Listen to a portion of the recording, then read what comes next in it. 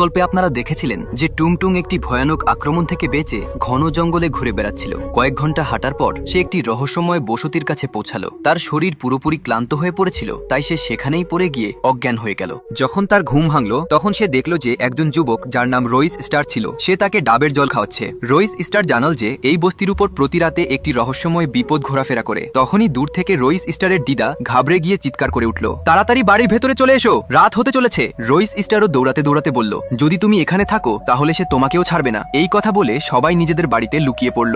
কিছুক্ষণ পর পুরো এলাকায় নিস্তব্ধতা নেমে এলো। টুংটুং এর অন্ধকারে অদ্ভুত আকৃতি দেখা যেতে লাগলো, কিন্তু শীঘ্রই সে বুঝতে পারল যে এটা তার ক্লান্তির প্রভাব ছিল। হঠাৎ সে গ্রামের পুরনো হাভেলির দিক থেকে সাহায্যের জন্য চিৎকার শুনতে পেল। সময় নষ্ট না করে টুংটুং সেদিকে ছুটে গেল।